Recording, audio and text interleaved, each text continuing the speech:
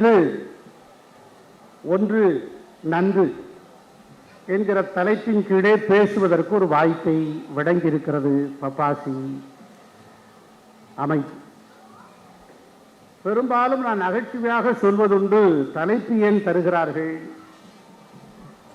தலைப்பூ என்று சொன்னால் பெண்ணுக்குத்தானே தலையில் பூ, ஆணுக்கு எதற்கு தலைப்பூ என்று கேட்பது உண்டு. இருந்தாலும் ஏன் தலைப்பை கொடுக்கிறார்கள் என்று சொன்னால், தலைப்பை விட்டு யாரும் விலகி செல்லக்கூடாது. பெண்களுக்கு சேலையை, முந்தானையை தலைப்பு சேலை என்று சொல்வார்கள். தலைப்பு சேலை கொஞ்சம் விலகிவிட்டால் கூட பதபதைத்துக் கொண்டு சரி செய்வார்கள். அதை போல பேச்சாளர்கள், சொற்பொழிவாளர்கள் தலைப்பை விட்டு வெளியே சென்று விடக்கூடாது என்பதற்காக தலைப்பை விளங்கி அந்த கட்டுப்பாட்டுக்குள்ளே பேசி அதை ஒழுங்குபடுத்தி நேர்த்தியாக செய்ய வேண்டும் என்பதுதான். எப்படி ஒரு நீராவி எஞ்சினை கட்டுப்படுத்தி நீராவியை உள்ளே அமைத்தால் அது எஞ்சினை தள்ளக்கூடிய ஆற்றல் படைத்திருக்கிறதோ, கட்டுப்பாடு இருந்தால் அங்கே ஒரு ஒழுங்கும் நேர்த்தியும் வரும் என்பதுதான் தலைப்பு கொடுக்கிற பழக்கமே வந்தது. அப்படியானால் இந்த இன்று ஒன்று நன்று என்ற தலைப்பின் கீழ் ஒரே நீண்ட நெடிய உரையை ஆற்ற இயலுமா? இயலாது. அப்படியானால் இந்த பேச்சை எப்படி தயார் செய்து கொள்ளலாம் என்றால், நடந்தது, கேட்டது, சுவைத்தது, பார்த்தது, படித்தது, இவைகளில் இருந்து பல்வேறு சம்பவங்களை உங்களோடு நான் பகிர்ந்து கொள்ளலாம் என்று நான் நினைக்கிறேன். நண்பர்களே, ஒரு 10 தினங்களுக்கு முன்பு என் வீட்டுக்கு வந்தார் நண்பர் மெய்யப்பன். கவலையோடு இருந்தார். முகம் அதை காட்டி கொடுத்தது. என்றான், உடம்புக்கு முகம்தானே முகவரி. நாம் வேலை தேடி போகிறோம், சிபாரிசு கடிதம் பெற்று செல்கிறோம். எங்களை போன்ற அமைச்சர்களிடத்திலோ அல்லது மிகச்சிறந்த ஆளுமைகளிடத்திலோ பெற்றுக்கொண்டு செல்கிறோம். ஆனால் அதை விட மிகப்பெரிய சிபாரிசு கடிதம் எது தெரியுமா நண்பர்களே? நம்முடைய முகம்தான் மிகப்பெரிய சிபாரிசு கடிதம். இதை சொன்னவர் எலிசபெத் மகாராணி அவர்கள். ஆகவே இந்த முகம் எப்போதும் நம்மை அடையாளப்படுத்திவிடும். கவலையோ துக்கமோ, ஒரு மகிழ்ச்சியோ இன்பமோ எதுவென்றாலும் அது வெளிப்படுத்திவிடும். அப்படி நான் மெய்யப்பனிடத்தில் கேட்டேன், என்ன மேனா கவலையோடு இருக்கிறீர்களே என்று கேட்டேன். ஒரு 2 வருடங்களுக்கு முன்பு நான் ஒரு 10 லட்சம் ரூபாய் வைத்திருந்தேன். பத்திரமாக வைத்திருக்கலாம், அது வங்கியிலே கூட டெபாசிட் செய்து விடலாம் என்று நினைத்தேன். நிறைய விளம்பரங்களை பார்த்தேன். ஏன் வீட்டிலே பணத்தை வைத்திருக்கிறீர்கள்? அது பாதுகாப்பு இல்லையே. எங்கள் கடையிலே வந்தால் நகை வாங்கிக் கொள்ளுங்கள், செய்கூலி இல்லை, சேதாரம் இல்லை என்றெல்லாம் சொன்னார். அதை கடந்து போய் பார்த்தேன். ஆனால் தொலைக்காட்சிகள் முழுவதுமாகவே அதுதான், அந்த நிகழ்ச்சியாகவே வந்து கொண்டே இருந்தது. செய்கூலி இல்லை, சேதாரம் இல்லை என்று சொன்னால் என் வீட்டில் இருப்பவர்கள் சும்மா இருப்பார்களா? வாங்கி வைத்திருக்கக்கூடிய 10 லட்சத்தை, சம்பாதித்து வைத்திருக்கிற 10 லட்சத்தை பத்திரமாக வைப்பதற்கு நகைதான் ஒரே வழி என்று முடிவெடுத்து 10 லட்சம் ரூபாய்க்கும் நகை வாங்கி வீட்டிலே பத்திரமாக வைத்து 2 ஆண்டுகள் உருண்டோடி விட்டது. பண நெருக்கடி. என்ன செய்யலாம் என்று கேட்டால், உற்றாரிடத்திலே கேட்டால் நகைப்புக்கு ஆளாவோமே, நண்பரிடத்திலே கேட்டால் பணத்துக்காகத்தான் நட்போடு பழகி இருக்கிறாரோ என்று சந்தேகம் விடுந்து விடவல்லவா? என்ன செய்வது, ஏது செய்வது என்று யோசித்து கொண்டிருந்தேன். அப்போது மீண்டும் ஒரு விளம்பரம் வந்தது. எங்களிடம் வாங்க, உங்கள் நகையை அடகு வைங்க, முத்தூட்டுக்கு வாங்க, முழுமையாக பணம் வாங்கிட்டு போங்க அப்படின்னு ஒரு விளம்பரத்தை பார்த்தேன். சரி, இதுதான் சரியான வழி என்று முத்தூட்டுக்கு போய் நகையெல்லாம் வைத்துவிட்டு பணத்தை பெற்று வந்தேன். எனக்கு தேவைகள் எல்லாம் சரி செய்தேன். இப்படி 2 ஆண்டுகள் ஓடியது. இன்று திருப்பி விடலாம், நாளை திருப்பி விடலாம், நாளை மறுநாள் திருப்பி விடலாம். இன்றோ நாளையோ நாளை மறுநாளோ நமக்கு ஒரு காலம் கணியும் என்று நம்பிக்கொண்டிருந்தேன். அந்த காலமும் வரவில்லை, நேரமும் வரவில்லை. ராசி படலில் எல்லா நாள்களிலும் நல்ல நாள் என்றுதான் குறுக்கிடுகிறார்கள். ஆனால் என் ராசிக்கு என்னவோ வந்துவிடவில்லை. 7ஆம் இடத்து சனியும் 8ஆம் இடத்து சுக்கிரனும் நேரடியாக பார்த்தும் கூட பலன் எட்டவில்லையே என்று வருத்தப்பட்டார் மெய்யப்பன். சரி, என்ன செய்தீர்கள் அடுத்து என்று கேட்டேன். சரி, நோட்டீஸ் மேலே நோட்டீஸ் வந்துவிட்டது.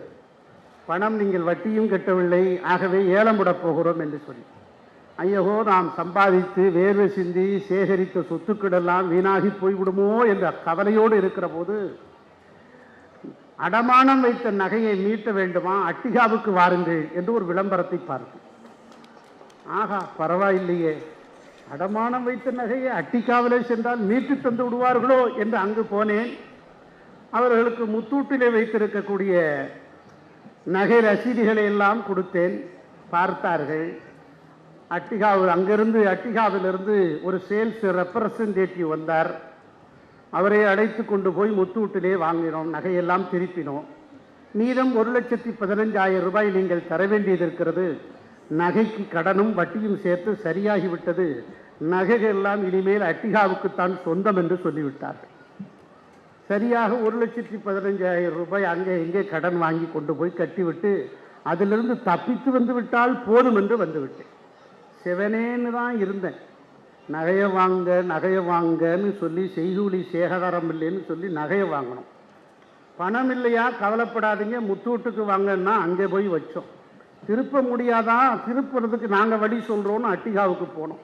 கடைசியில் பார்த்தா ஜீரோவில் வந்து நிற்குது. அதனால தான் முகம் கவலையோடு இருக்குது அப்படின்னு சொன்னார். இது நடந்த நிகழ்வு. It's not a joke, really fact I say. நண்பர்களே, இப்படியானால் என்ன செய்வது? மனம் என்பது மாறுபட்டு கொண்டே இருக்கும். நம்முடைய அருமைக்குரிய மருத்துவர் ராஜசுந்தரம் அவர்கள் சொன்னார்கள் அல்லவா, எப்போதும் இந்த மனதை கட்டுப்பாட்டுக்குள் வைத்திருக்க வேண்டும். எப்போதுமே ஒன்றை விட ஒன்று பெட்டராக தெரிஞ்சுக்கிட்டே இருக்கும். அதனால தான் அக்கறைக்கு இக்கரை பச்சை. இங்கிருந்தால் நல்லதா அல்லது அங்கிருந்தால் நல்லதா என்று யோசித்து கொண்டே இருப்போம். இருப்பதை விட்டுவிட்டு பறப்பதை பிடிக்க வேண்டும் என்று ஆசைப்பட்டு அங்கும் எதுவும் இல்லாமல் போன நிலையை நாம் பலமுறை பலரிடத்திலே கற்றிருக்கிறோம். ஆகவே என்ன செய்வது என்று சொன்னால், நாம் இன்று ஒன்று நன்று என்கிற செய்தியின் வாயிலாக ஒன்றை நான் உங்களுக்கு சொல்லிக்கொள்ள விரும்புகிறேன். நம்முடைய மருத்துவர் சொல்ல வேண்டிய செய்தியை முனைவர் பட்டம் பெற்று நான் சொல்லுகிறேன். நாம் உடலையும் மனதையும் அறிவையும் மிகச் சரியாக பேணி காக்க வேண்டும். அப்படி பேணி காக்குகிற போதுதான் எந்த சபலத்துக்கும் நம்மால் அதிலே போய் பழியாகிவிட நாம் மாட்டோம். அப்படியானால் உடலை என்ன செய்ய வேண்டும்? ஆரோக்கியமாக வைத்திருக்க வேண்டும். உடலை எவ்வாறு ஆரோக்கியமாக வைப்பது? உடற்பயிற்சி, நடைப்பயிற்சி, யோக பயிற்சி, தினமும் 10,000 ஸ்டெப்ஸாவது நடக்க வேண்டும் என்று சொல்கிறார். சர்க்கரைகளை குறைக்க வேண்டும் என்று சொல்கிறார். ஆக 62 வகையான இனிப்புகள் இருக்கிறது இந்த உலகத்திலே. நீங்க கொண்டு போய் நீங்க உங்க கூகுளில் சர்ச் பண்ணி பாருங்க.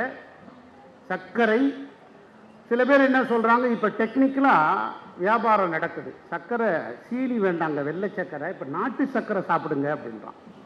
நாட்டு சர்க்கரை வேண்டாங்க, கருப்பட்டி காப்பி. எங்கு பார்த்தாலும் ஆலடிப்பட்டி கருப்பட்டி காப்பி மார்க்கெட்டிங்ல போயிட்டே இருக்கு. இல்லைன்னா தேன் போட்டு சாப்பிடுங்க அப்படின்னு சொல்கிறார். நண்பர்களே, நீங்கள் தெரிந்து கொள்ள வேண்டும், இனிப்பு எந்த வடிவில் இருந்தாலும் இனிப்பு தான். அதில் எந்த மாறுபாடும் இல்லை. இனிப்பு எந்த வடிவத்தில், அது நாட்டு சர்க்கரையாக இருந்தாலும் சரி, கருப்பட்டியாக இருந்தாலும் சரி, அல்லது தேனாக இருந்தாலும் சரி, இனிப்பு தான். ஆக அந்த இனிப்பில் 62 வகையான இனிப்புகள் இருக்கிறது. உங்கள் குழந்தைகள் அறிவாளியாக வேண்டுமா?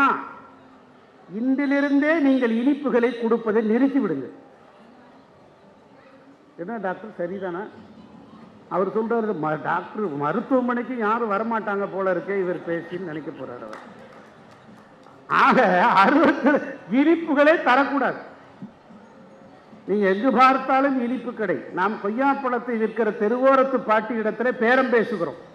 10 ரூபாய்க்கு தருவாயா, 20 ரூபாய்க்கு தருவாயா என்று கேட்கிறோம், அடம் பிடிக்கிறோம். வேறு வழியில்லை, விற்றால் போதும் என்று சொல்லி அந்த பாட்டியும் கொடுத்து விடுகிறார்கள். ஆனால் பெரிய பெரிய ஒரு ஸ்வீட் கடையிலே போய் நாம் பேரம் பேச முடியுமா? கொடுத்த விலை 1200 ரூபாய் ஒரு டப்பாவில் வச்சு கொடுக்குறாங்க. அதில் ஜிஎஸ்டி 18%. எல்லா ஜிஎஸ்டியும் அதிலே போட்டு வாங்கிடலாம் நமக்கு. ஆக இப்படி மொத்தமாக கொடுத்து விட்டு வருவதிலே பேரம் பேசுவதில்லை. ஆனால் இனிப்பு என்பது கொடுமையான ஒன்று என்பதை நாம் புரிந்து கொள்ள வேண்டும். அப்படியானால் நம்முடைய உடலுக்கு என்ன செய்ய வேண்டும் என்று கேட்டால் இனிப்பே உள்ள போகக்கூடாது.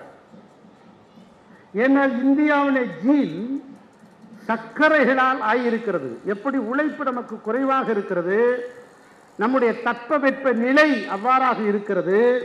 ஆகவே சர்க்கரை நோய்களுக்கு தாயாக அல்லது உலகத்தின் தலைநகராக இந்தியா விளங்கி கொண்டிருக்கிறது. நம்முடைய மரபு வழியாக வருகிற நம்முடைய தாத்தாவிலிருந்து தொடர்ந்து சர்க்கரை நோய்களால் ஆட்பட்டு கொண்டிருக்கிறோம். ஆக இதிலிருந்து விடுபடுவதற்கு என்ன செய்ய வேண்டும் என்று சொன்னால், நண்பர்களே, நாம் இனிப்புகளை தவிர்க்க வேண்டும். இரண்டாவது, அரிசி பொருள்களை தவிர்க்க வேண்டும். கார்போஹைட்ரேட்டை தவிர்க்க வேண்டும். புரதச்சத்துக்களை குறிப்பிட்ட அளவு எடுத்துக்கொள்ள வேண்டும். புரதமும் அதிகமானால் உடலுக்கு கேடுதான். ஆக இப்படியான நம்முடைய உடலுக்காக நம்முடைய உணவை மாற்றம் செய்து சாப்பிட்டு வந்தால் உடல் மிகச்சிறந்த பாதுகாப்பாக இருக்கும். அதற்கு கூடுதலாக நடைப்பயிற்சி, யோக பயிற்சி மற்றும் இருக்கக்கூடிய உடற்பயிற்சி இவைகளெல்லாம் செய்கிற போது நல்லது. ஏனென்று சொன்னால் தொந்தி வருகிறது. தொந்தி என்பது மரணத்தின் தந்தி. அதை நாம் புரிந்து கொள்ள வேண்டும். நண்பர்களே, தொந்தி என்பது மரணத்தின் தந்தி. ஆகவே தந்தி வந்துவிட்டால் எச்சரிக்கையாக தூக்கி போட்டு விடக்கூடாது. பாதுகாப்போடு நாம் நடந்து கொள்கிற போதுதான் இந்த உடல் சீராகும். இந்த உடலும் உணவும் சரிசமமாக நமக்கு போகிற போது, சமச்சீராக நமக்கு போகிற போது உடல் கட்டுப்பாட்டுக்குள் வரும். அட்டிகாவிடத்திலே முத்தூட்டிலே ஏமாற மாட்டோம். இந்த உடல் எப்போதுமே சுறுசுறுப்போடு இயங்கும். இரத்த ஓட்டம் சரிசமமாக இருக்கும். லப்டப் ஓசை என்பது சரியான முறையில் இயங்கிக் கொண்டிருக்கும். மூளைக்கு போகிற கட்டுப்பாடுகள், அங்கிருந்து வருகிற கட்டுப்பாடுகள், அறிவுரைகள் எல்லாம் மிகச் சீராக போய்கொண்டே இருக்கும். இரண்டாவது மனம். இந்த மனம் எப்போதுமே ஏமாற்றக்கூடியது. என்ன இவர் பேசுறாரே, சரியாதான் பேசுறாரா, இல்ல ஏதோ சொல்லிட்டு போறாரா, கேட்கலாமா, நம்பலாமா என்று யோசனை செய்து கொண்டே இருக்கும். ஆகவே இந்த மனதை கட்டுப்பாட்டுக்குள் வைப்பதற்கு ஒருமுக சிந்தனைக்கு என்ன செய்வது? ஆழ்நிலை தியானம் செய்யலாம். அன்றாடம் நம் காலையிலிருந்து இன்று ஏறக்குறைய 29, இந்த 29ஆம் தேதி ஞாயிற்றுக்கிழமை காலையிலே எத்தனை மணிக்கு எழுந்திருக்கிறோம், என்னென்ன காலையிலே உணவருந்தினோம், யாரை சந்தித்தோம், என்னெல்லாம் பேசினோம், யாருடைய தொலைபேசி வந்தது, இப்படி தொடர்ந்து இந்த இரவு வரைக்கும் நாம் நோட்டு புத்தகத்திலே எழுதி வைத்தால் இந்த மனம் என்பது அதிலே லயத்து போகும், கட்டுப்பாட்டுக்குள் வருகிறது என்று உளவியல் நிபுணர்கள் சொல்லுகிறார்கள். நினைவாற்றல் பெருகும். ஆக மனம் மாறுபட்டு கொண்டே இருக்கக்கூடாது. மனம் என்பது நம்முடைய உந்துதலின் மூலமாக, அதாவது விலங்குக்கும் நமக்கும் உள்ள வித்தியாசம் என்ன தெரியுமா நண்பர்களே? கிடைமட்டமாக வளர்கிறது விலங்கு, செங்குத்தாக வளர்கிறான் மனிதன். மேல் நோக்கியான சிந்தனை ஒரு மனிதனுக்கு அவசியம் என்பதை காலம் நமக்கு படைத்திருக்கக்கூடிய இயற்கையின் அழியாத சொத்து, காலம் வழங்கியிருக்கிற நன்கொடை என்று கருத வேண்டும். அப்படியானால் இந்த மனதை கட்டுப்பாட்டுக்குள் வைக்கிற தெளிவு நமக்கு வேண்டும். மூன்றாவது அறிவு, நாலேஜ் ஆஃப் பவர். அதற்குத்தான் இன்னைக்கு நீங்க வந்திருக்கீங்க. புத்தக கண்காட்சிக்கு இவ்வளவு பேர், எவ்வளவோ இன்னல்கள், இடர்பாடுகள், டிவி தொலைக்காட்சி நிகழ்ச்சிகள், பல்வேறு வீட்டிலே பிரச்சனைகள், ஞாயிற்றுக்கிழமை வேலை, நல்ல உணவருந்து விட்டு பிள்ளைகளோடு குதூகலிக்கலாமே, மகிழ்ச்சியாக இருக்கலாமே என்றெல்லாம் பல்வேறு குடும்பத்தின் நெருக்கடிகள், இவைகளெல்லாம் கடந்து ஒருவர் இந்த புத்தக கண்காட்சிக்கு வருவதே என்பது பெரிய பேரு, பெரும் மகிழ்ச்சிக்குரிய ஒன்று. அப்படி இது எதற்காக இங்கு வருகிறோம் என்று சொன்னால் அறிவு தேடல். அதாவது ஒரு கல்லூரியில் படிக்கக்கூடிய மாணவன் அப்பாவும் அம்மாவும் வருத்தப்பட்டு கொண்டிருக்கிறார்கள். என்ன என்று கேட்டால், எந்த இடத்துல பணத்தை வச்சாலும் அந்த பையன் எடுத்துடுறான், எங்க தான் வைக்கிறதுன்னு தெரியல. இருக்கிறது 800 800 ஸ்கொயர் ஃபீட் வீடு தான், எங்க வச்சாலும் பையன் எடுத்துடுறானே, பையனா போயிடுச்சே, நான் என்ன செய்யறது, அவனை கண்டிக்க முடியலையே அப்படின்னு சொல்லி உடனடியாக அவங்க அம்மா தான் சொன்னாங்களாம், கவலைப்படாதீங்க, அவன் படிக்கிற புத்தகத்தில் வச்சிருங்க, எடுக்கவே மாட்டான். புத்தகத்தை திருப்பி படித்தா தானே எடுக்கிறது. இப்போ கூட நம்ம ஒரு புத்தகத்தை நீங்கள் என்று சொன்னால் நீங்கள் வந்திருக்கிறவர்கள் அத்தனை பேரும் அறிவுடையவர்கள். பொதுவாக ஒரு புத்தகத்தை புதிதாக வாங்கி 500 ரூபாய் எடுத்து அதில் 118வது பக்கத்திலே வைத்து ஒருவரிடத்தில் கொடுத்து விட்டால் அந்த 500 ரூபாய் 10 வருடத்திற்கு பிறகும் பத்திரமாக இருக்கும். ஏனென்று சொன்னால் அவர்கள் 118 பக்கத்துக்கு போவதில்லை. ஷேக்ஸ்பியரிடத்திலே ஒருவர் புத்தக அணிந்துரைக்காக கொடுத்தாராம். ஷேக்ஸ்பியர் முதல் பக்கத்தை படித்து விட்டுட்டு இதெல்லாம் ஒரு புத்தகம் அப்படின்னு தூக்கி போட்டார். வந்தவர் அணிந்துரை எழுதலையா ஐயான்னு இருக்கார். அணிந்துரையில் எழுதலை, இதில் ஃபுல்லாக படித்தேன், எனக்கு பிடிக்கலை அப்படின்னு கொடுத்துட்டு இவன் மேல் படிக்கட்டிலேருந்து கீழே இறங்கி வர்றான். வருகிற போது முதல் பக்கத்தை படிச்சுட்டா முதல் பக்கமும் 2வது பக்கமும் ஒட்டி இருக்கு. அப்பத்தான் இவன் தெரிஞ்சுக்கிட்டான் இவன் முதல் பக்கத்தையே தாண்டல. அப்ப 2 பேப்பர் ஒட்டி இருக்கு. அப்படின்னா நம்ம என்ன செய்வோம், இப்படி கிழிச்சிட்டு படிப்போம்.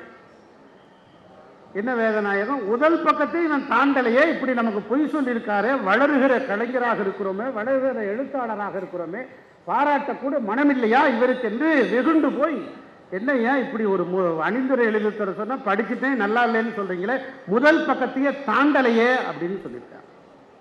ஆமா தம்பி, உண்மைதான், சாப்பாடெல்லாம் போடுறீங்க. அவர் சொன்னார், ஆம்லேட் கொடுக்குறாங்க, ஒன்று எடுத்து வாயில் வைக்கிறேன், கொஞ்சம் பிச்சு உப்பா இருக்குன்னா முழுவதும் சாப்பிட்டுட்டு உப்பு நான் சொல்லுவேன். முதல்ல சாப்பிட்ட உடனே உப்பா இருக்கு வேண்டான்னு சொல்லிடுவேன். முதல் பக்கத்தையே நல்லா இல்லையே, அதுக்கப்புறம் நான் எப்படி போக முடியும்ட்டாரா. ஆக இது ஒரு விஷயம். அதாவது என்ன விஷயம்னா, ஒருவர் நம்முடைய சங்க இலக்கியம் சொல்லுகிறது, நண்பர்களே, சோகத்திலே பெரிய சோகம் புத்திர சோகம். தந்தை இருக்க மகன் இறப்பது என்பது பெரிய சோகம். அதை போல படைப்பாளர்கள் நான் 10 புக்கு எழுதிட்டேன், 25 புக்கு எழுதிட்டேன், 35 புக்கு எழுதிட்டேன்னு சொன்னால் அது அவ்வளவு தூரம் ரீச் ஆகிறது இல்லை. நம்மளே சொல்லிக்கிற வேண்டியதுதான். அந்த புத்தகம் என்பது எல்லோரிடத்திலையும் சென்றடைகிற விஷயமாக அது இல்லை என்பது ஒரு பக்கம் இருந்தாலும் கூட, நல்ல நூல்களை தேடி நீங்கள் படிக்கிற போது உங்களுடைய அறிவு ஆற்றலாக மலர்கிறது. கண்டிலில் குரல் வாங்கி கண்ணி தமிழில் கால் வாங்கி நின்று செல்லும் நெடிய காவிரியில் உடல் வாங்கியவன் கவியரசு கண்ணதாசன். அவரிடத்திலே கேட்டார்கள், கவியரசு அவர்களே, ஏன் படிக்க வேண்டும், படிப்பதனால் என்ன பயன் என்று கேட்டார். கண்ணதாசன் மிக எளிய முறையிலே சொன்னார், கடற்கரைக்கு போகிறோம், கடல் அலைகள் கரைகளை தொட்டு தொட்டு முத்தமிட்டு செல்கிறது. அப்படி செல்கிற போது நம் கையிலே வைத்திருக்கக்கூடிய பொருளை தூக்கி வீசுகிறோம். சிறிது நேரத்தில் 2 பொருளை தூக்கி வீசுகிறோம், அது 4 பொருளாக மேலே கரைக்கு வருகிறது. உள்ளே இருப்பதும் சேர்த்து வருகிறது. நம்ம கஷ்டத்தை நம்ம சொன்னோம்னா மனசுக்குள்ளே சிரிச்சுக்கிறான் அவன்.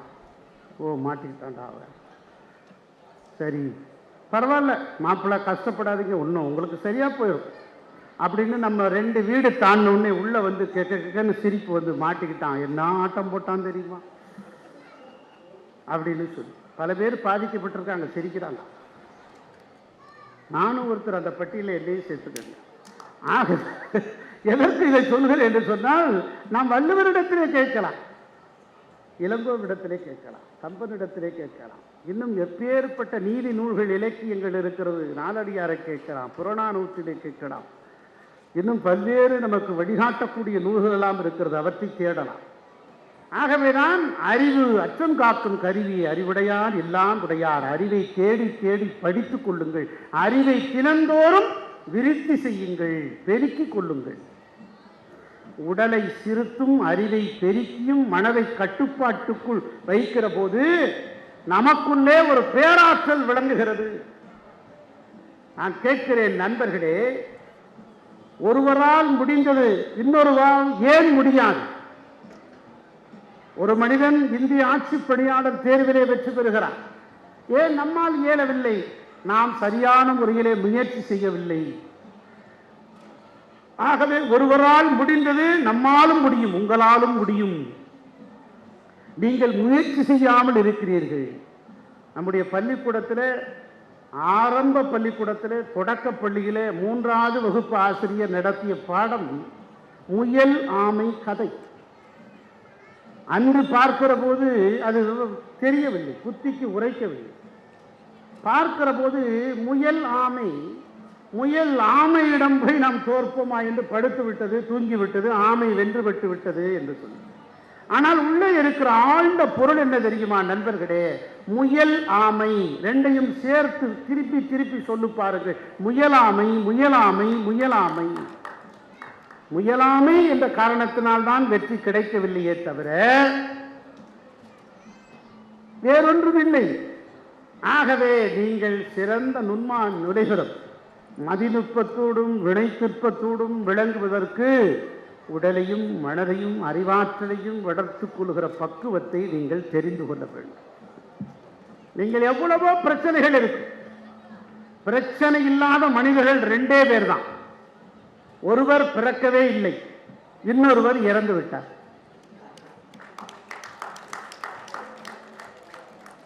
ஒருவர் பிறக்கவே இல்லை, இன்னொருவர் இறந்து விட்டார். பிரச்சனை நமக்கு இருக்கும். டாக்டரை கேளுங்க, ராஜசுந்தரத்தை. குழந்தை கருவிலே இருக்கிற போது ஒரு குழந்தை என்று சொல்லிக் கொண்டிருந்தார். நான் கேட்டுக்கொண்டே இருந்தேன். 45-48 நாட்களுக்கு பிறகு பெண்கள் கருவுற்றிருக்கிறார்களா என்று அறிவதற்கு பரிசோதனை செய்ததற்கு பிறகு பாசிட்டிவ் என்று வந்துவிட்டதற்கு பிறகு மருத்துவர்கள் பரிசோதனை செய்கிறார்கள். பரிசோதனை செய்கிற போது முதலில் என்ன பரிசோதனை செய்கிறார்கள் தெரியுமா? இதயத்தை எப்படி துடிக்கிறது என்று பரிசோதிக்கிறார்கள். லப்டப் ஓசை சரியாக இருக்கிறதா, ஹார்ட் பீட் நன்றாக துடிக்கிறதா, செயலாற்றுகிறதா, காலம் முழுவதும் அது செயலாற்ற வேண்டும். ஞாயிற்றுக்கிழமை ஒரு நாள் விடுமுறை வேண்டும், இன்று நியூ இயருக்கு விடுமுறை வேண்டும், அல்லது அரசு ஊழியராக இருந்தால் ஆராய்ச்சி என்கிற ஒன்று சிஸ்டருக்கு ஆராய்ச்சி போட்டுட்டு டிமிக்கி கொடுத்துடலாம். நான் அரசு ஊழியராக இருந்தேன், பேராசிரியர், அதனால ஆராய்ச்சி போட்டுட்டு போயிடுது. ஆகவே இப்படி பல வழிகள் இருக்கிறது. உடம்பு சரியில்லைன்னா அப்படி நம்ம இதயம் ஒருபோதும் நமக்கு விடுமுறை கேட்டதே இல்லை. அப்படியானால் அந்த குழந்தை ஹார்ட் பீட் நன்றாக துடிக்கிறது என்று கண்டறிந்ததற்கு பிறகு இது வளர்ச்சி சரியாக இருக்கும் என்று சொல்கிறார். இல்லை என்று சொன்னால் அதை கலைத்து விடுங்கள் என்று சொல்கிறார். அதனால தான் நம்ம கிராமத்தில் சொல்லுவோம், என்ன சொல்லுவோம்? 2 பேருக்கும் சண்டை வந்துகிற போது உன் நெஞ்சில் கை வச்சு சொல்லு சொல்கிறோமா இல்லையா? சும்மா சொல்லலை, உன் நெஞ்சில் கை வச்சு சொல்லு. ஏன்னா முதலில் தோன்றியது நம்முடைய இதயம், நம்முடைய இறுதி வரை வரக்கூடியது. உன் நெஞ்சில் கை வச்சு சொல்லுன்னு சொல்ல. அப்புறம் இதய துடிப்பு எப்படி இருக்கிறது எல்லாருக்கும் தெரியும், இது சாதாரண விஷயம்தான், இருந்தாலும் நான் சொல்கிறேன். இதய துடிப்பு ஈகியில் பார்க்கும்போது மேலே ஏறுது கீழே இறங்குது, மேலே ஏறுது கீழே இறங்குது, மேலே ஏறுது கீழே இறங்குது. இதுதான் வாழ்க்கை. மேடும் பள்ளங்கள் மேலும் கீழுமாக இருப்பதுதான் வாழ்க்கை. ஆகவே ஒருபோதும் நீங்கள் சமச்சீராக இருப்போம் என்று நினைத்தால் உங்கள் தவறு. ஏற்றம் இறக்கம் வந்தே தீரும், வெற்றி தோல்வி வந்தே தீரும். அதை பற்றி கவலை கொள்ளாது உங்கள் பயணத்தை நடைபோட்டுக் கொண்டே இருக்க வேண்டும். அப்படி தன்னம்பிக்கையோடு நீங்கள் எழுந்து நிற்பதற்கு உங்களுக்கு துணையாக இருப்பது எது? தூணாக இருப்பது எது? வித்தாக இருப்பது எது? விதையாக இருப்பது எது? வேலாக இருப்பது எது? அம்பாக இருப்பது எது? கேடயமாக நாங்கள் தாங்கி பிடிப்பது எது என்று சொன்னால் புத்தகங்கள் மட்டும்தான். வேற நோ சாய்ஸ். வெற்றிக்கு வேற ஏதாவது குறுக்கு வழி இருக்கா? இப்போ இங்கேருந்து சென்னையிலேருந்து மதுரைக்கு போகிறோம், பைபாஸில் போகுதா சார்னு கேட்குறோம். இல்லை ஈசிஆரில் போயிடலாமா சார், ஓஎம்ஆரில் போயிடலாமா சார்னு கேட்குறோம். வெற்றிக்கு எந்த ஓஎம்ஆரோ ஈசிஆரோ கிடையாது, ஒரே வழி தான், நேர்வழி. Only one way, the direct way, point to point தான். ஆகவே நேர் வழி நீங்கள் அடைவதற்கு, வெற்றியை சாத்தியக்கூறாக அடைவதற்கு வெற்றி தான். சில பேர் நினைக்கலாம், எனக்கு வயசாகி போச்சு, காலம் கடந்துருச்சு. இல்லை, இன்றிலிருந்து தொடங்குங்கள். இன்றிலிருந்து இப்போதிருந்து நீங்கள் என்னவாக வேண்டும் என்று நினைக்கிறீர்களோ ஒரு புதிய மொழியை கற்றுக்கொள்ளுங்கள், ஒரு புதிய இசைக்கருவியை கற்றுக்கொள்ளுங்கள், ஒரு புதிய தொழிலை தொடங்குங்கள், ஒரு புதிய நூலை எழுதுங்கள். உங்களுக்கு என்ன தெரியுமோ அதை இன்றிலிருந்து தொடங்குங்கள், வெற்றி உங்களுக்கு வரும். இன்றையிலிருந்து தொடங்கலாம், வயசுக்கெல்லாம் ஒன்றும் மதிப்பே இல்லை. அது ஒரு அடையாளம், அது ஒரு அடையாளம் தான். தாமஸ் ஆல்வா எடிசன் அவருடைய தொழிற்சாலை, கண்டுபிடித்த கோடிக்கணக்கான சொத்துக்கள் நிறைந்திருக்கிற தொழிற்சாலை எரிந்து சாம்பலாய் கொண்டிருக்கிறது. அப்போது அவருக்கு வயது 67. வெளியே வந்தார், மண்டியிட்டு தாழ்படிந்து சொன்னார், நன்றி ஆண்டவரே, என்னுடைய தவறுகளெல்லாம் பொசுங்கி போயின. நன்றி ஆண்டவரே, என்னுடைய தவறுகளெல்லாம் பொசுங்கி போயின, இனி நான் புதிதாக பிறப்பேன் என்று சொன்னார். அதற்கு பிறகுதான் மின்சார விளக்கை கண்டறிந்தார். ஆக நண்பர்களே, நீங்கள் வயதாகிவிட்டது, இனி அவ்வளவு காலம் கடந்து விட்டது என்று ஒருபோதும் நினைக்காதீர்கள். இளைஞராக இருந்தால், முதியவராக இருந்தாலும், அல்லது இடைப்பட்ட வயதிலே இருந்தாலும், உங்களுக்கான என்ன தெரியுமோ அது இன்றிலிருந்து தொடங்குங்கள், இப்போதிலிருந்து தொடங்குங்கள். நிச்சயமாக ஒரு உயர்ந்த வாய்ப்பை நீங்கள் பெற இயலும். அதற்கு என்னெல்லாம் தேவை, அதற்கான மூலக்கூறுகள் என்ன, அதைதான் நீங்கள் பார்க்க வேண்டும். இப்ப கண்ணாடி இருக்கு, வைரம் இருக்கு, ரெண்டும் ஒரே பொருள் தான். கண்ணாடியும் வைரமும் ரெண்டு கண்ணாடி வகைகள் தான். ஆனால் கண்ணாடி விலை குறைவு, வைரம் விலை அதிகம். ஏன்? கண்ணாடியை உடைத்தால் உடையும், வைரத்தால் உடைத்தால் உடைக்க முடியாது. ஏன்? That's called density, அடர்த்தி. அடர்த்தியாக இருக்கிற வைரத்தை உடைத்தால் உடைக்க முடியாது. அடர்த்தி குறைவாக இருக்கிற கண்ணாடியை உடைத்தால் உடையும். ஆக உடைக்க முடியாத மன உறுதி யாருக்கு இருக்கிறதோ அவர்கள் விலை மதிக்க முடியாத இடத்தை தொடுவார்கள். இதில் வேறு எந்த மாற்று கருத்தும் இல்லை. வேலை கிடைக்கவில்லை என்று கவலை கொள்ளாதீர்கள், வேலையை நீங்கள் உருவாக்குங்கள். ஆர்வம் IAS அகாடமியில் அரசு பணியாளராக பணியாற்றினார். அந்த பணியையே துறந்து விட்டு இப்போது நூற்றுக்கணக்கான IASகளை உருவாக்கி கொண்டிருக்கிறார் அண்ணா நகர். இதுதான் சாதனை. இங்கே வைரவன் அமர்ந்திருக்கிறார், ஒரு புத்தக நிறுவனம் நடத்தி வருகிறார், குமரன் பதிப்பகம் என்று. அவருக்கு ரியல் எஸ்டேட் பண்ண தெரியாதா? மேலே விமானம் போகும், பக்கத்தில் கப்பல் வருது, இந்த இடம் நல்ல இடங்க, ஸ்கொயர் ஃபீட்டு 21,000 ரூபாங்க, இன்னைக்கு விற்றுருங்க, நாளைக்கு வந்து வேறொருத்தர் அட்வான்ஸ் கொடுக்க வர்றாருங்க, நீங்கள் இங்கேருந்து பார்த்தீங்கன்னா விமானம் பறக்கிறது தெரியுங்க அப்படின்னு சொல்கிறான். நம்ம வழிதான விமானம் போகுது, அதுக்கப்புறம் தான் வாங்கி ஏமாந்த பிறகு தான் ஒரு பயிலும் வீடு கட்ட எவனுமே வரல, அத்துவான காட்டில் அம்போன்னு விட்டுட்டு போயிடுறான். இந்த ரியல் எஸ்டேட் பண்ண நமக்கு தெரியாதா? உண்மையை சொல்லி வியாபாரம் செய்யலாம் அல்லவா? ஆகவேதான் நீங்கள் உங்களுக்கு என்ன தெரிகிறதோ அது இன்றிலிருந்து தொடங்குங்கள். அதில் எந்த மாறுபாடும் இல்லை. வாழ்க்கையில் 2 விதமான மனிதர்கள் தான் இருக்கிறார்கள் நண்பர்களே.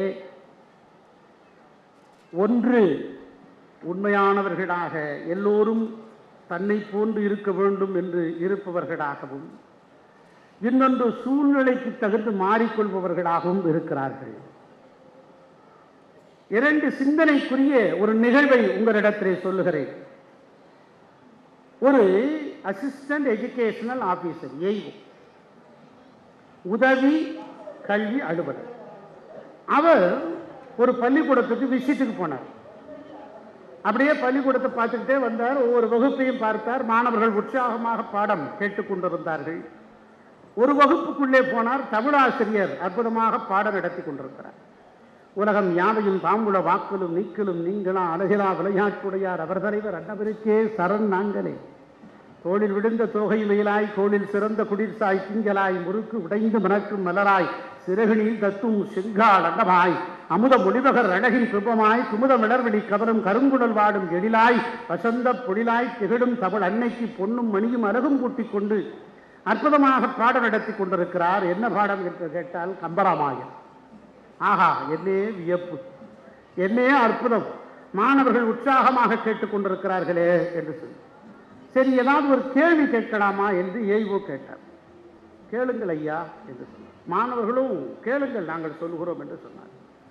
உடனே அவர் சொன்னார், ராமாயணம் நடந்துட்டு இருக்கு, ராமாயணத்தில் முக்கியமான பாத்திரம் எது என்று உங்களுக்கு தெரியும்.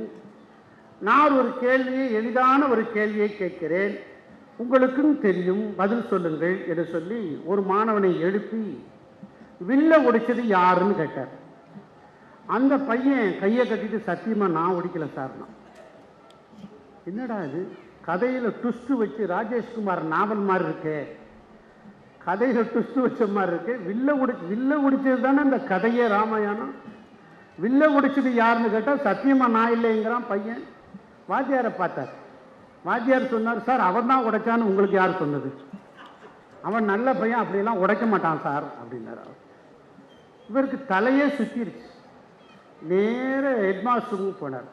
என்னங்க ராமாயணம் நடந்துட்டு இருக்கு, வில்ல உடைச்சது யாருன்னு கேட்டால் சத்தியமா நான் இல்லைங்கிறான். வாத்தியார் அவெல்லாம் உடைக்க மாட்டான், நல்ல பையன் சார்ங்கிறாரு. அப்படி சார் 2 நாள் டைம் கொடுங்க, எவன் உடைச்சான்னு கண்டுபிடிச்சு ரிப்போர்ட் எழுதுறான் சார். என்னடா பள்ளிக்கூடமே இப்படி இருக்கு. அவர் நேர டிஓட்ட போனார். டிஓக்கு தெரியும் இவர் ரொம்ப சின்சியரானவர், உண்மையாக இருப்பார், சைக்கிளில் தான் வருவார். என்ன பிரச்சனைன்னு சார் ஒரு பள்ளிக்கூட விஷயத்துக்கு போனேன், இன்றைக்கி ராமாயணம் நடந்துட்டு இருந்தது, வில்ல உடைச்சது யாருன்னு கேட்டேன். பையன் இப்படி சொல்கிறான், வாத்தியார் இப்படி சொல்கிறான், ஹெட்மாஸ்டர் 2 நாளில் ரிப்போர்ட் அனுப்புவேங்கிறாரு அப்படின்னாரு. யோ சும்மா இந்த காலத்தில் வர்ற பொருள் எதையா ஸ்ட்ராங்காக இருக்கு. சின்ன பையன் அப்படி இப்படி கீழே போட்டு உடைச்சிருப்பாயா. எலிமெண்டரி ஸ்கூலுக்கு தான் நான் விஷயத்துக்கு போனேன், அதெல்லாம் பெருசுப்படுத்தாத விட்டுறியா.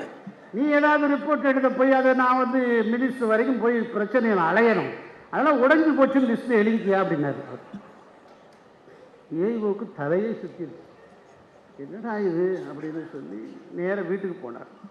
வீட்டில் போனோடனே மனைவிக்கு தெரியும், முகத்தை பார்த்த உடனே கவலையோடு இருக்காங்க நம்முடைய கணவர் அப்படின்னு சொல்லிட்டு என்ன ஏதுன்னு விசாரித்தாங்க.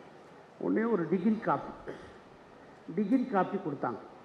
இது ரொம்ப நாளாக எனக்கே தெரியல, டிகிரி காப்பினா என்னையா, காப்பியை டிகிரி படிக்க வச்சிங்களா அப்படின்னு. கும்பகோணம் டிகிரி காப்பி நான் ரொம்ப நாள் யோசிச்சு பார்த்தேன். உங்களுக்கும் தெரிஞ்சிருக்காது, இல்லை தெரிஞ்சவங்க இருந்திருப்பீங்க. அப்போ தான் நான் டிகிரி காப்பினா என்னான்னு விசாரித்தேன். அதாவது வந்து பாலில் தண்ணி ஊற்றாமல் இருக்கணும், அந்த பால் கொதிச்சுக்கிட்டே இருக்கணும். 1 லிட்டர் பால் ஒரு 3/4 லிட்டராவது சுண்டி நிற்கணும். அப்போ வந்து இந்த டிகிரியை கொண்டு வந்து பிரிட்டிஷ் காலத்தில் அது அந்த பாராமீட்டரை போடுவாங்க. தண்ணி கலக்காத பால், அதுதான் டிகிரி காப்பி. டிகிரி வச்சு பார்க்கறதுக்கு தண்ணி கலக்காத பால். ரொம்ப நாளாக இந்த டிகிரி காப்பியை பற்றி கண்டுபிடிக்கிறதுக்கே 3 மாதம் நான் செலவழித்தேன், யாருக்குமே தெரியல.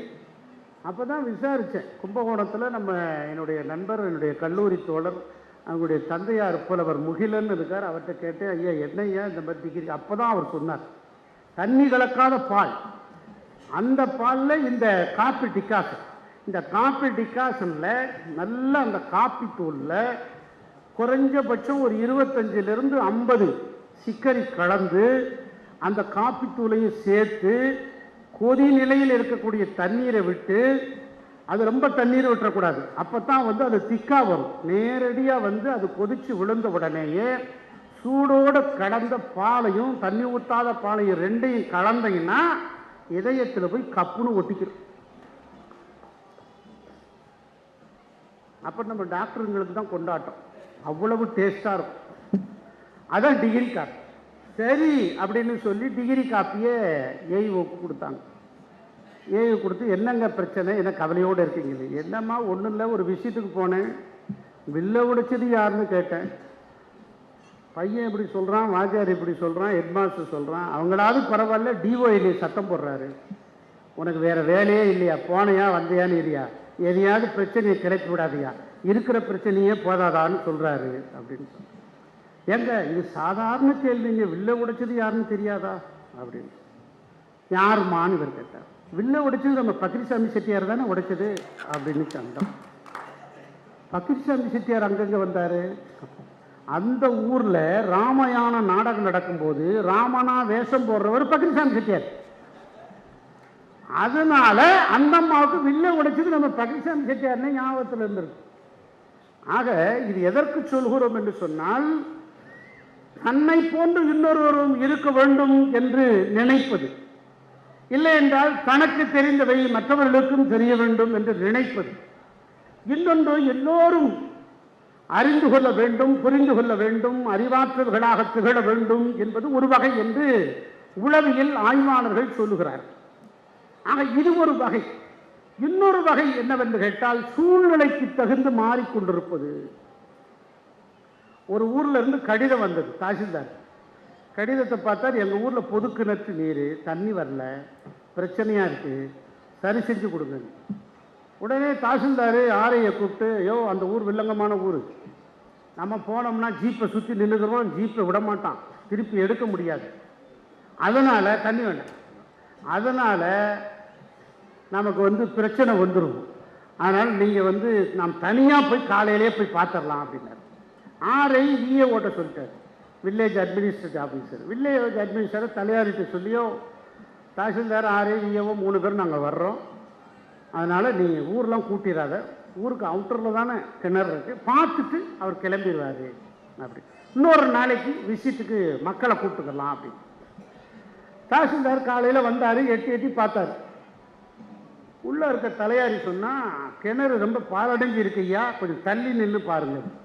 யோ எட்டி நின்று பார்த்தா தான் உண்மையாக தெரியும். எட்டி பார்த்தவர் கிணத்துக்குள்ளே தொப்புன்னு விழுந்துட்டு, உளுந்த தாசில்தாருக்கு நீச்சல் தெரியாதுன்னு அப்பத்தான் தெரியும். பதறார், அலறார், கதறார். பட்டாசிட்டு அடங்கல்லாம் கொடுக்க முடியாதோன்னு அவருக்கு வருத்தம். ஐயோ புதல் போச்சேன்னு வருத்தப்படுறார். ஆரையும் விஏவும் அப்படி படிக்கட்டுக்குள்ளே கூடி கீழே இறங்கி தலையாரிட்ட சொல்லி, யோ ஊருக்கு போயிடாத, எல்லாரையும் கூப்பிட்டு வந்தோன்னா டிவியில் பத்திரிகையில் எல்லாத்துக்கும் வந்துடும், வெளியே தெரிஞ்சு போனால் பிறகு அசிங்கம், நீ ஆஃபீஸில் யாராவது 2-3 பேர் இருப்பான், அவரை மட்டும் கூப்பிட்டுட்டு வான்னு சொல்லி இவங்க இறங்கி போய் மேல் மூச்சு கீழ் மூச்சு வாங்கிட்டு இருந்த தாசில்தாரை தண்ணியெல்லாம் குடிச்சு வர மேலே மெதுவாக தூக்கிட்டு வந்தாங்க. மேலே எட்டி பார்த்தா தலையாரி தனியாக நிற்கிறான். என்னையா தனியாக நிற்கிற அப்படின்னு, யாரையும் கூப்பிட்டு வரலையா அப்படின்னு. இல்லை, இந்த தாசில்தாரை டிரான்ஸ்ஃபர் பண்ணிட்டாங்க, தந்தி வந்திருக்குன்னா. அப்படியா, தாசில்தாரை டிரான்ஸ்ஃபர் பண்ணிட்டாங்களா அப்படின்னு சொல்லி கூப்பிட்டு தூக்கிட்டு வந்த தாசில்தாரை திருப்பி கிணத்துக்குள்ளே போட்டு, இனிமேல் என்ன இது வேஸ்ட் யூசேஜ், தேவையில்லாத லக்கேஜ், நம்மளையே தேவையில்லைன்னா காரை விட்டு இறக்கிடுறான், தேவையில்லாத வேண்டாம் இறங்கிடுறான் அப்படின்னு, வேஸ்ட் லக்கேஜ். அப்புறம் தான் அவங்க 2 பேரும் ஓடி இருக்கானுங்க. தலையாரி கேட்டிருக்காரு, எங்கேயா போகிறீங்க, போடா புது தாசில்தாரை பார்க்க போகிறோம்டான்ட்டு இருக்காங்க. ஆக இது இது கீராவுடைய கதைகளிலிருந்து வந்திருக்கிறது. இது எதற்கு சொல்கிறோம், உளவியல் அறிஞர்கள் இந்த 2 கதைகளை அறிந்து அதில் இருக்கக்கூடிய செய்திகளை உள்வாங்கி அதில் இருக்கக்கூடிய அந்த 2 மனநிலைகள் எவ்வாறு இருக்கிறார்கள் என்பதை பற்றியான ஒரு சுவரிசமான ஒரு சிந்தனை மிகுந்த ஒரு மனித மனம் எப்படி இருக்கிறது என்பதற்கான கதைக்களம் இவைகள்தான். நம்முடைய வாழ்க்கையில் தினந்தோறும் 1000 கதைகள் நடந்து கொண்டே இருக்கிறது. எங்கு பார்த்தாலும் சுவரிசமான கதை.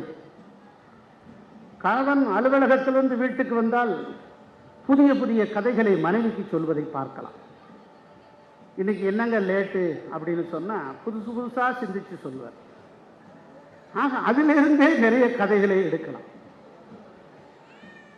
நான் தான் ஒரு சினிமா டைரக்டர்கிட்ட சொன்னேன், படம் 2 எழுத்துல வச்சிருக்கோம் சார், படம் பிச்சுக்கிட்டு ஓடும் அப்படின்னு. 2 இடத்துல டைட்டில் வச்சா மட்டும் போதாது, 2 இடத்துல கதை இருக்கணும் சார், அது இருந்தால் தானே ஓடும்.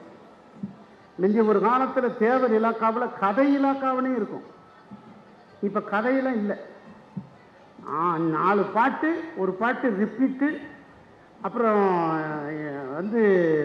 எழுத்து போடும்போதே ஒரு பாட்டு, அவ்வளோதான். ஒரு ஸ்பீடாக இருக்கணும் சார், இது கொஞ்சம் பேட்டாவாக வரணும் சார், இது ரொம்ப ஹிட்டாக இருக்கணும் சார், இது எவனுக்குமே புரியக்கூடாது சார் அப்படின்னு சொல்லி ஒரு சிலபஸ் மாதிரி வச்சுருக்கான். ஈரானிய திரைப்படங்கள்லாம் நீங்கள் பார்த்தீங்கன்னா மெய்சிலிருத்து போவீங்க. இங்கே என்னடான்னா காஞ்சனா 1, காஞ்சனா 2, பேய் 1, பேய் 2, இப்படி வரிசையாக போகுது பேய்ப்படம் ஓடிச்சு. ஆக எதற்கு சொல்கிறோம் என்று சொன்னால், உளவியல் அடிப்படையிலே இந்த 2 விதமான மனிதர்கள் இருக்கிறார்கள். ஆக நாம் எந்த வகையானவர்கள்? நமக்கு நானே நல்லவன். எப்படி நல்லவன்? பிறருக்கு தீங்கு இழைக்காது, நம்முடைய பாதை எதுவோ அதற்கு சரியான பாதையை அமைத்து ஒரு ஒழுங்கோடு ஒரு கட்டுப்பாடோடு நேர்மையான பாதையில் அமைத்து கொண்டு நம்முடைய குடும்பத்தை சீரான முறையிலே செம்மையோட முறையிலே வழிநடத்தி நம்முடைய பிள்ளைகளை அறிவார்ந்தவர்களாக உருவாக்கி சமூகத்தில் நம்முடைய பங்களிப்பை செய்து கருணையோடும் காருண்யத்தோடும் மனிதநேயத்தோடும் மானுடப்பற்றோடும் எவன் நடந்து கொள்கிறார்களோ அவர்கள் சிறந்த மனிதர்கள் என்று உளவியல் அறிஞர்கள் அறிவித்திருக்கிறார். அதுதான முக்கியம். ஒரு மனிதனுக்குள்ளே ஈரம் இருக்க வேண்டும். இந்த விதை இந்த மண்ணுக்குள்ளே ஈரம் இருந்தால்தான் விதை போட்டால் முளைக்கும். ஈரம் இல்லை என்று சொன்னால் விதை முளைக்காது. ஈரம் கசிய வேண்டும். அடுத்தவர் துன்பத்தை பார்த்து மனம் நெகிழ வேண்டும். ஐயோ, துன்பப்படுகிறாரே, துயரப்படுகிறாரே, நம்மால் முடிந்த உதவிகளை அவருக்கு செய்ய வேண்டுமே என்கிற மனம் எவருக்கு இருக்கிறதோ அவரே ஆண்டவர் இறைவன். காணுகின்ற சகோதரனிடத்தில் அன்பு காட்டாதவன் காணாத தேவனிடத்தில் எவ்வாறு அன்பு கூறுவான் என்று விவிலியம் பேசு. காணுகின்ற சகோதரனிடத்தில் அன்பு காட்டாதவன் காணாத தேவனிடத்தில் எவ்வாறு அன்பு கூறுவான்? இது எவ்வளவு பெரிய அற்புதமான வசனம். ஆக இதைத்தான் நம்முடைய எல்லா மதங்களும் சொல்கிறது, மார்க்கங்களும் சொல்கிறது. அதனால்தான் அவ்வை சொல்கிறார், அறம் செய்ய விரும்பு. அப்ப அறம் செய்தால் விரும்பினால் போதுமா? நான் விரும்புறேன் சார், போதுமா? என்ன அர்த்தம் என்று கேட்டால், நண்பர்களே, விரும்பாமல் செய்யாதே. வேண்டாம் வெறுப்பா செய்யக்கூடாது. ஒருத்தன் பசிக்குதுங்கிறான், அந்த நாய்க்கு 50 ரூபா போட்டு விடு சொல்லக்கூடாது. அந்த பயலுக்கு ஏதாவது கொடுத்து விடு அப்படின்னு சொல்லக்கூடாது. விரும்பி செய், விருப்பத்தோடு செயலாற்று, விரும்பாமல் அறம் செய்யாதே. அறம் செய்ய விரும்பு என்று நம்முடைய 1வது வகுப்பிலேயே ஆசிரியர் பாடம் நடத்துகிறார். இதுதானே வாழ்க்கை நமக்கு கற்றுத் தருகிறது. ஆக அறம் செய்யக்கூடிய விருப்பத்தை நாம் ஏற்படுத்திக் கொள்ள வேண்டும் என்று நம்முடைய இலக்கியங்கள் தொடர்ந்து வலியுறுத்தி வருகிறது. ஒரு பள்ளிக்கூடத்தில் 40 மாணவிகள் ஒரு வகுப்புல, அதுல சிறந்த மாணவி, இலக்கியத்திலும் சரி, அறிவியலிலும் சரி, எந்த பாடத்திலும் சரி, கவிதையிலும் சரி, இப்படி மிகச்சிறந்த மாணவியாக விளங்கினார். 1 மாதம் வரவில்லை அவள் விடுப்பு. ஒரு நாள் கூட அவள் விடுப்பெடுப்பதில்லையே. அவள் இருந்தால் தானே இந்த வகுப்பே அற்புதமாக கலகலவென்று இருக்கும். இப்படி வரவில்லையே, என்ன காரணம், ஏது காரணம் என்று அறிந்தார். நம்முடைய மருத்துவர் சொன்னார் அல்லவா, அந்த குழந்தைக்கு புற்றுநோய், கூந்தல் உதிர்ந்து விட்டது. பெண் அல்லவா, பெண்ணுக்கு கூந்தல் தானே பேர் அழகு. அந்த கூந்தல் உதிர்ந்து விட்ட காரணத்தினால், மொட்டையாக இருக்கிற காரணத்தினால் வெட்கப்பட்டு கொண்டு அவர் வரவில்லை. இதை அறிந்தார்கள் 39 மாணவிகள். ஒரு நாள் எப்படியாவது அவள் வீட்டுக்கு செல்ல வேண்டும் என்று ஒரு நாள் ஞாயிற்றுக்கிழமை இது போன்று வேளையிலே 39 மாணவிகளும் தன்னுடைய சக தோழியை பார்ப்பதற்கு போனார்கள். வீட்டுக்குள்ளே அழைத்து அவங்கள் தாயார் உட்கார வைத்தார். வீட்டுக்குள்ளே இருந்த மகளிடத்திலே சொன்னார், உன்னை பார்ப்பதற்கு உன்னுடைய சக தோழிகள் 39 பேரும் வந்திருக்கிறார்கள் என்று சொன்னார். அவளுக்கு குற்றாலத்திலிருந்து எப்படி தண்ணீர் வருமோ அப்படி கண்களிலிருந்து கண்ணீர். ஐயோ, இந்த கோலத்திலே என்னுடைய சக தோழிகள் நண்பிகள் பார்க்க இருக்கிறார்களே, என்ன செய்வது ஏது செய்வது என்று அறியாது துடி துடித்தாள். அழுது கொண்டே வந்தாள். எல்லோரையும் ஏறிட்டு பார்த்தால், கையெடுத்து கும்பிட்டால் 39 மாணவிகளும் மொட்டை தலையோடு வந்தார்கள். இப்படி முடிகிறது ஒரு ஈரானிய திரைப்படம். 39 மாணவிகளும், உனக்கு முடியலையா, எங்களுக்கும் வேண்டாம், இதோ நாங்களும் மொட்டையோடு தான் இருக்கிறோம் என்று சொல்லி அந்த படம் 5 நிமிட படம் முடிந்தது. எப்படி உணர்ச்சி வசப்படமான ஒரு, நம்மால் கடைசியில கத்தி குத்தோட தான் முடிக்கிறான். 100 ரூபாய் 150 ரூபாய்க்கு டிக்கெட் எடுத்துட்டு போய் 2 பிள்ளைங்களையும் கூட்டிட்டு போய் கொக்கோ கோலா ஒரு பெரிய கோன் வாங்கி கொடுத்தா நம்ம சொத்தையே எழுதி வச்சுறது மாதிரி பணத்தை கொடுத்துட்டு பதைக்கு சினிமா தியேட்டர்லேருந்து வெளியே வர்றதுக்குள்ளே, ஆக வெளியே வந்தால் ரத்த காயத்தோடு தான் வெளியே வர்றோம். இங்கே பார்த்தீங்கன்னா எப்படி முடியுது, 39 மாணவிகளும் மொட்டைத்துறையோடு இருக்கிறாங்க. என்னே அற்புதம், என்னே ஆனந்தம், என்னே பேர் அன்பு. அன்புக்கும் உண்டோ அடைக்கும் தாழ் ஆர்வலர் புங்கை நீர் பூசல் தரும். அன்புக்கு உண்டா அடைக்கும் தாழ் தாழ்பாள் பூட்டு இருக்கிறதா? நம் குழந்தை அதிகமாக பேசினால் என்ன சொல்கிறோம்? உன் வாய்க்கு பூட்டு போட வேண்டும் என்று சொல்கிறோம். காருக்கு பூட்டு இருக்கிறது. நீங்கள் 2 சக்கர வாகனத்தில் வந்தால் பூட்டி விட்டு ஒரு முறை இழுத்து பார்த்து விட்டு பத்திரமாக இருக்கிறது என்று நம்பி 2 புத்தகத்தை வாங்கி வந்து இங்கு அமர்ந்திருக்கிறேன். வீட்டுக்கு வெளியே போனாலும் பூட்டு தொங்குகிறது. அன்புக்கு பூட்டு இருக்கிறதா? இல்லை. நீண்ட நாள் நெடிய நாள் கழித்து நண்பர்கள் வந்திருக்கிறார்களே என்று நண்பர்களை பார்த்த உடனேயே கண்களில் இருந்து கண்ணீர் கசிகிறது. அதைத்தானே வள்ளுவன் சொன்னான், அன்புக்கும் உண்டோ அடைக்கும் தாழ் ஆர்வ நீர் புங்கனீர் பூசல் தரும். கண்கள் கண்ணீரில் வெளிப்படுத்திவிடும், கட்டுப்படுத்த முடியாது அந்த அன்பின் வெகுமதி. அதாவது நீங்க இயற்கை எப்படிப்பட்டது இருக்கு தெரியுமா நண்பர்களே? கண்களில் இருந்து வலது கண்ணாக வந்தால் அது அன்பு. இந்த கண்களில் இடதுபுறமாக வந்தால் அது துக்கம். மகிழ்ச்சியில் வருகிற போது கண்களில் வலதுபுறமாக 2 வலதுபுறமும் பார்த்தால் வரும். கண்ணீர் தொட்டு பார்த்தால் பேசி முடிச்ச பிறகு கூட நீங்க கண்ணீரை தொட்டு பார்த்தா கண்ணீர் வரும். இவங்கிட்ட மாட்டிக்கிட்டோமே அப்படின்னு வராதா? சரி, நல்லது. அவர் ஒருத்தருக்கு நன்றி சொல்லணும் நம்ம. ஆக இந்த பக்கத்து வந்தால் துக்கத்தின் பக்கம். இயற்கை எப்படி அழகாக பாடம் நடத்துகிறது பார்த்தீர்களா? அதான் தாராபாரதி என்கிற கவிஞன் தான் சொன்னான், வெறுங்கை என்பது மூடத்தனம், விரல்கள் 10 மூலதனம். அவன் எழுதின கவிதை ஒன்றுதான். எவ்வளோ கவிதைகள் எழுதியிருக்கலாம். இந்த கவிதைகள் காலம் கடந்து நிற்கிறது. வெறுங்கை என்பது மூடத்தனம், விரல்கள் 10 மூலதனம். 3500 ஆண்டுகளுக்கு முன்பு கணியன் பூங்குன்ற நான் எழுதினார், யாதும் ஊரே யாவரும் கேளி. எங்களுக்கு எந்த ஊரும் இல்லடா. நீங்களா எல்லை கோடு போட்டுட்டு வரைபடம் அமைச்சிட்டு இது பாகிஸ்தான் பார்டரு, எல்லை தாண்டு தீவிரவாதின்னு சொல்லிக்கூடாது. பங்களாதேஷன் பிரிக்கக்கூடாது, வங்கதேசம் என்று பிரிக்கக்கூடாது, அமெரிக்கா என்று பிரிக்கக்கூடாது, துருக்கி என்று வரையறுக்கக்கூடாது, ஆந்திராவுக்கும் சித்தூருக்கும் தமிழ்நாட்டுக்கு எல்லைப்பகுதி என்று வரையறுக்கக்கூடாது, பரப்புக்குளம் ஆழியாறு போன்ற இருக்கிற பகுதிகள் எல்லாம் கேரளாவின் வனப்பகுதி என்று பிரித்து விட்டால் போதுமா? ஆந்தூர் சித்தூர் உங்கள் பகுதி என்று சொல்லிவிட்டால் போதுமா?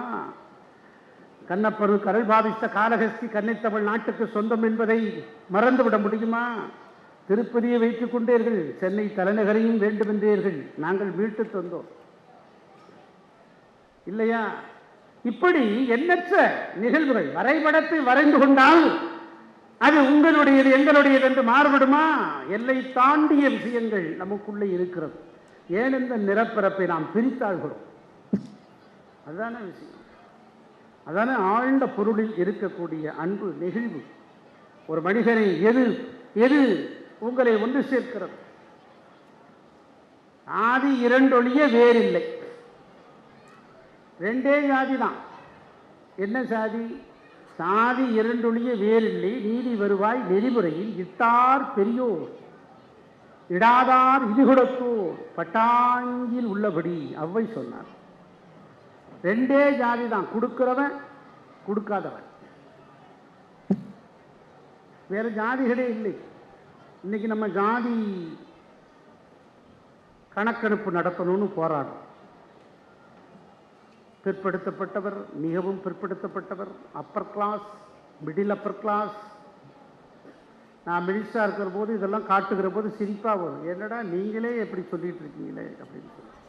அப்புறம் உட்பிரிவுகள், இப்படி பலவேறு பிரிவுகள் இருக்கிறது. இதெல்லாம் எதற்கு? நம்முடைய ஜாதிகள் கடந்து, மதங்களை கடந்து நம்மை அடையாளப்படுத்துவது எது? மொழி நமக்கு அடையாளப்படுத்துறது, முகமாக இருக்கு. ஆக மொழிக்கு வெறி வேண்டுமா? சரி, சாதி வேண்டாம்னு சொல்றீங்க ஐயா, மதம் வேண்டாம் என்று சொல்கிறீர்கள் ஐயா. அப்ப மொழி மாத்திரம் வைத்துக் கொண்டால் மொழி வெறி வந்து விடும் அல்லவா? நீங்கள் ஆர்வப்பட்டால் மொழியை ஏற்றுக்கொள்ளலாம். வேற்று மொழி, இந்த மொழியை படிக்காத, அந்த மொழியை படிக்காத, விருப்பம் இருந்தால் படித்துக்கொள், திணிப்பு வேண்டாம். தமிழை குஜராத்திலோ ராஜஸ்தானிலோ மத்திய பிரதேசத்திலோ திணித்தால் எதிர்ப்போம், விரும்பி படித்தால் ஆதரிப்போம். இதுதான் விஷயம். தமிழே ஓங்கரடை பிறந்து உயர்ந்தோர் துறவிலைந்து நீங்களுடைய ஞானத்து இருடகத்தி ஆங்கோது நேர் தனியாடி வென்றது ஒரு ஏனையது தன்னேரில்லாத தமிழ் என்று தண்டி அலங்காரத்திலே பேசுவான் சங்க இலக்கிய பாவன். விண்ணேர் என்று சொன்னால் எது? கதிரவன். விண்ணேர் எப்போது தோன்றியது தெரியாது. தமிழ் எப்போது தோன்றியது தெரியாது. எவ்வளவு அழகாக சொல்லுவார். கன்னடமும் கடிதெலுங்கும் கவின் விளையாளமும் துணுவும் உன்னுதரத்து உதித்தெழுந்து ஒன்று பிறவாகினும் ஆரியம் போல் விலகுவட கடிந்து விடிந்து சிறையாவின் சீரிடமை செயல்பறந்து வாழ்த்துதுமே என்று பேசினானே மனோன்மொழியும் சுந்தரனார். யாமறிந்த மொழிகளிலே தமிழ் மொழி போடு இனிதாவது என்றும் காணோம் என்று சொன்னானே நம்முடைய எட்டயபுரத்து பாட்டன்பார். தன்னை எரித்து திறனாக எரிந்து இருட்டும் விலகத்துக்கு தானே நெருப்பாகி வெளிச்சத்தை தந்தான் அல்லவா அந்த எட்டயபுரத்து பாட்டன். அவன் சீடன் பாவேந்தன் சொன்னான், தமிழங்கள் இளமைக்கு பால் என்ப தமிழங்கள் புகழ்மிக்க புலவருக்கு வேள் என்று சொன்னான். கதிர் வெடித்து புலம்பு வில கடல் கொதித்து சூடாற்ற முதுமை மிகு நிலப்பரப்பின் முதற் பரப்பு தோன்றிவிட நதி வருமுன் நலம் வருமுன் நலம் வளர்த்த தமிழனெங்கே பதி மதுரை பெருவழியில் பாண்டியர்களை பார்த்தவளே என்று சொன்னான் கண்டதார். பொழுதறந்த நேரத்தினை புல் அறியும், பூ மலர்ந்த நேரத்தினை வண்டறியும், சேய் பிறந்த நேரத்தினை குழந்தை பிறந்த நேரத்தினை தாய்வாய் செந்தமிழே உன் பிறப்பை யார் அறிவார்? யார் அறிவார்? செந்தமிழே உன் பிறப்பை யார் அறிவார்? அப்பேற்பட்ட மொழி நம்முடைய மொழியாக இருக்கிறது. நம்முடைய மொழிக்கென்று ஒரு பண்பாடு, நாகரிகம், கலாச்சாரங்கள் இருக்கிறது. ஆனால் மொழி வெறி என்பது வேறு, மொழி திணிப்பு என்பது வேறு என்பதுதான் நம்முடைய கொள்கையாக இருக்கிறது. சாதிகள் கடந்து மதங்கள் கடந்து நம்முடைய அடையாளமாக இருக்கிறது மொழிகள். 2000 மொழிகள் இருக்கிறது. 23 மொழிகள் தான் இப்போது பேசப்பட்டுக் கொண்டிருக்கிறது. அதுல 10 மொழிகள் தான் உலகத்தையும் ஆதிக்கம் செலுத்துகிறது. 10 மொழிகள் தான். அந்த 10 மொழிகளில் தமிழும் ஒன்று.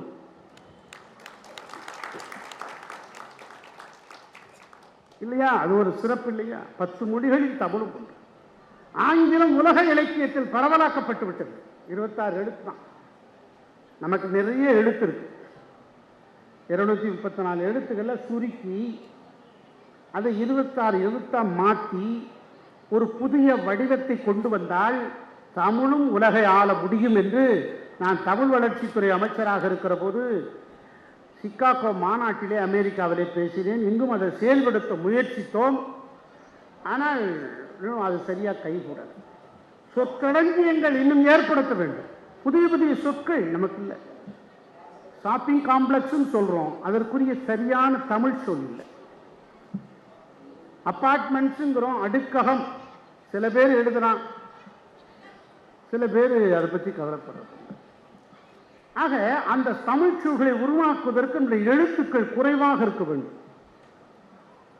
அதனாலதான் இன்னைக்கு செம்மொழி தகுதி படைத்த மொழிகள் 8 மொழி என்று வரையறுத்திருக்கிறார்கள். கிரேக்கம், லத்தீன், ஹீப்ரு, பாரசீகம், அரபு, அப்புறம் சீன மொழி, அப்புறம் சமஸ்கிருதம், அதற்கு பிறகு தமிழ்.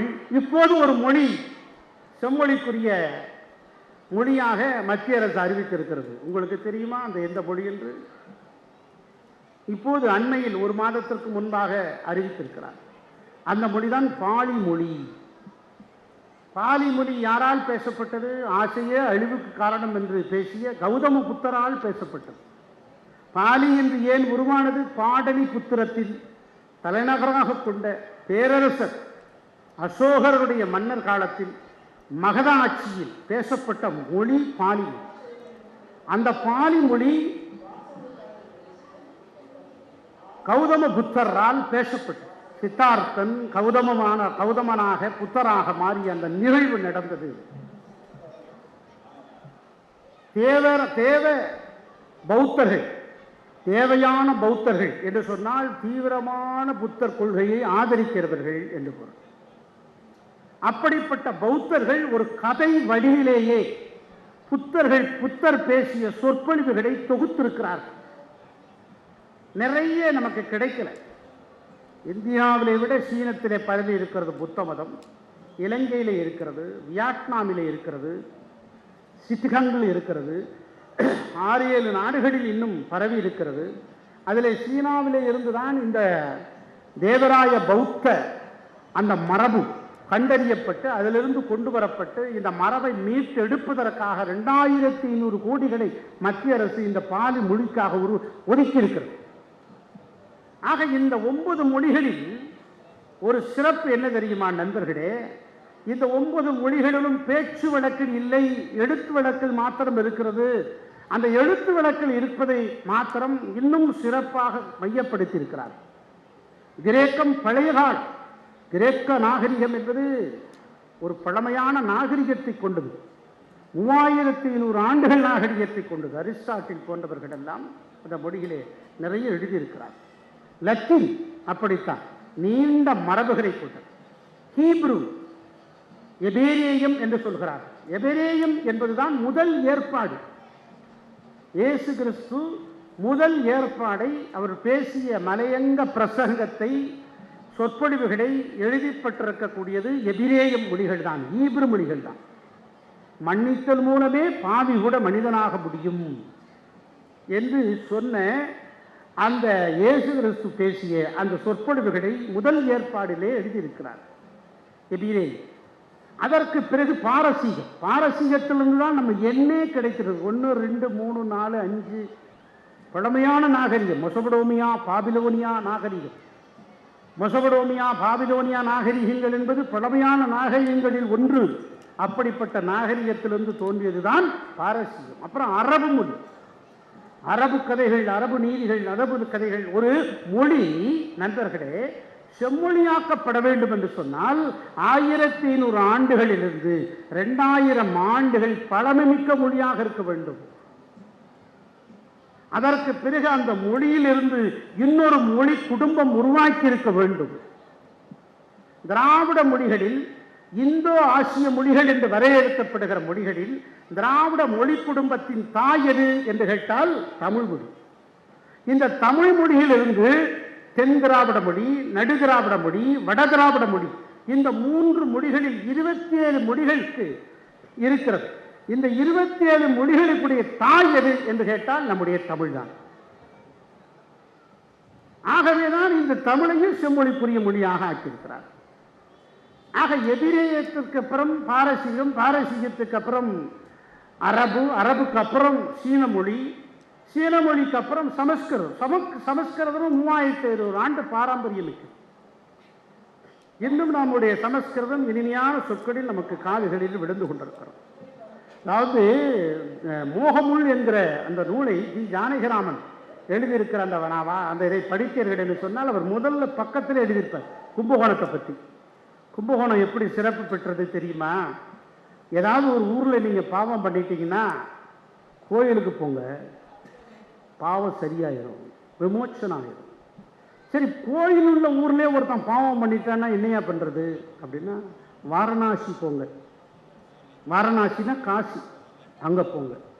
சரி, காசியிலே ஒருத்தன் பாவம் பண்ணிட்டானா என்னையா செய்யறது அப்படின்னா அவன் கும்பகோணத்துக்கு வரணும். கும்பகோணத்தில் மகாமகத்தில் குளிச்சாலே போதுமா.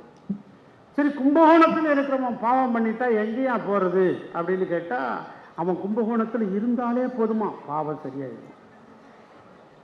அப்படி ஒரு ஸ்லோகம் அதில் ஜி ஜானகிராமன் எழுதுகிறார். அந்நிய சேத்திரே கிருதம் பாவம், புண்ணிய சேத்திரே வினயச்சரி, புண்ணிய சேத்திரே கிருதம் பாவம் வாரணாசியாம் வினயச்சரி, வாரணாசியாம் கிருதம் பாவம் கும்பகோணே வினயச்சரி, கும்பகோணே கிருதம் பாவம் கும்பகோணே வினயச்சரி. சமஸ்கிருத ஸ்லோகம். பேச்சு வழக்கு இல்லை. இன்னைக்கு அதற்கு 2500 கோடி ரூபாய் கொடுத்து செய்தி வாசிக்கிறாங்க. பொதிகை டிவியில் நீங்கள் பார்த்தீங்கன்னா அவன் பாட்டில் வாசிச்சுட்டு இருப்பான். நானும் ரொம்ப நேரமாக உத்து கவனிச்சேன். கோயிலில் சொல்கிற அர்ச்சகத்தை விட இது ரொம்ப புரியவே இல்லையே, என்னடா இப்படி அப்படின்னு சொல்லி உருவாக்குறார்கள். மீட்டுருவாக்கமும் புத்துருவாக்கமும் செய்கிறார்கள் ஒரு மொழியில். அப்படியானால் சீன மொழியும் பழமையான நாகரிகங்களில் ஒன்று. சீன மொழி எதற்கும் குறையாத ஒரு பெருமை, நாகரிகத்தில் மிக்கது. அதற்கு பிறகு நம்முடைய தமிழ் மொழி. இந்த 8 மொழிகள் இன்றைக்கு சேர்த்து இருக்கிற பாலி மொழி. பாலி மொழி பேச்சு வழக்கில் இல்லை, எழுத்து வடிவிலும் இல்லை. அதற்கு ஒரே சிறப்பு புத்தர் பேசிய மொழி. புத்த மதத்தை ஆதரிக்கிறவர்கள் 10-15 நாடுகள் இருக்கிறார்கள். புத்த மதத்தை தழுவியவர்கள் உலகம் முழுவதும் இருக்கிறார்கள். புத்தருடைய கொள்கைகள் தம்மபதம் என்கிற நூலிலே வடிவில் இருக்கிறது. தம்மபதம் என்ற வடிவிலே இருக்கிறது. நீ எதை உனக்கு விரும்புகிறாயோ நீ அந்த வகையான ஆள் இல்லை என்று சொல்வார். நீ கவிதையை விரும்புகிறாயா? அப்படியானால் உலகத்திலே கவிதை எழுதக்கூடிய ஆற்றல் இல்லை, விருப்பத்தோடு நின்று விடுகிறாய். நீ ஒரு பெண்ணை விரும்புகிறாயா? அப்படியானால் நீ பெண் இல்லை, ஆண். நீ எதை விரும்புகிறாயோ நீ அந்த வகையான ஆள் இல்லை.